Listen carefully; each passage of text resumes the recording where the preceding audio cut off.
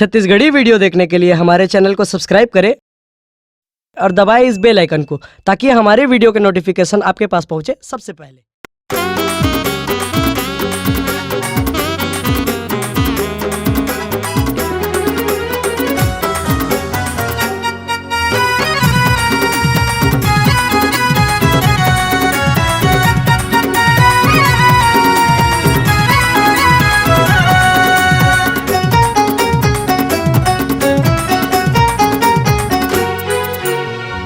गोरी गोरी गाल है, काली काली बाल है, हिरनी के जैसे रानी रेंगना कमाल है।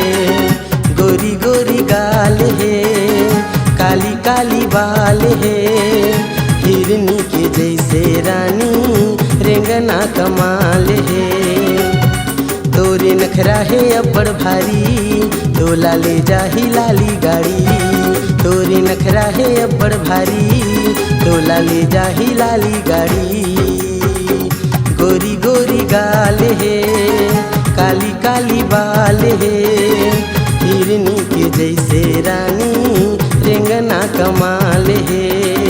हिरनी के जैसे रानी रेंगना कमाल है।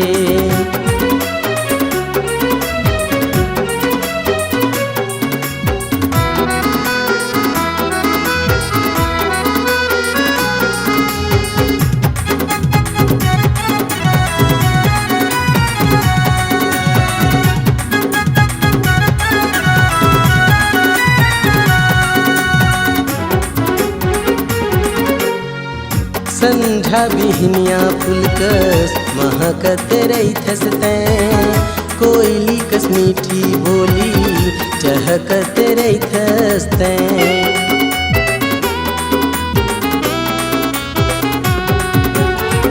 संझा बिहनिया फुलकस महकत रहिथस तैं, कोयली कस मीठी बोली चहकत रहिथस तैं। तोर बर लाही रे लाली साड़ी, डोला ले जाही घोड़ा गाड़ी।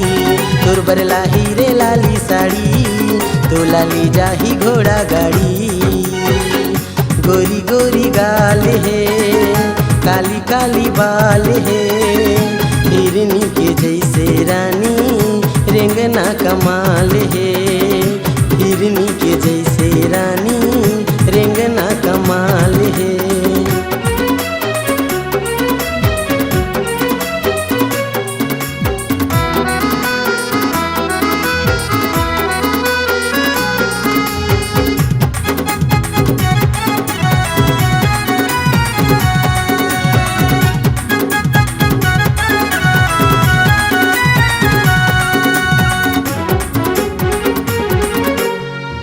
पाँव के पैरी तोरे छम छम बाजत है, कन्हा के करधन जैसे रुम झुम लागत है।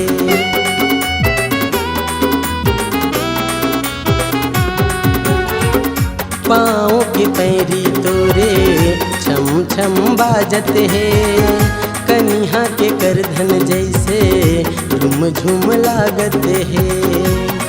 तैहर हावस रे भोली भाली, डोला ले जाही डोला गाड़ी। तैहर हावस रे भोली भाली, डोला ले जाही डोला गाड़ी।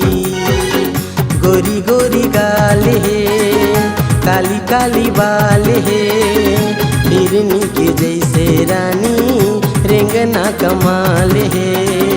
गोरी गोरी गाल है, काली काली बाल है, हिरनी के जैसे रानी रेंगना कमाल है।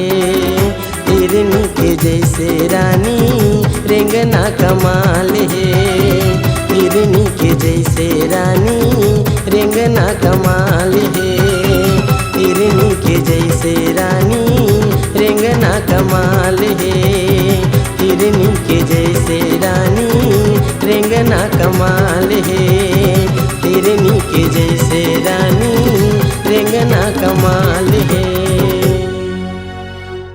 अगर आप अपनी आवाज को एक नया आयाम देना चाहते हैं तो चले आइए मल्टी ट्रैक डिजिटल रिकॉर्डिंग के लिए संपर्क करें HK म्यूजिक कंपनी, कोटा डबरी, चांपा, छत्तीसगढ़।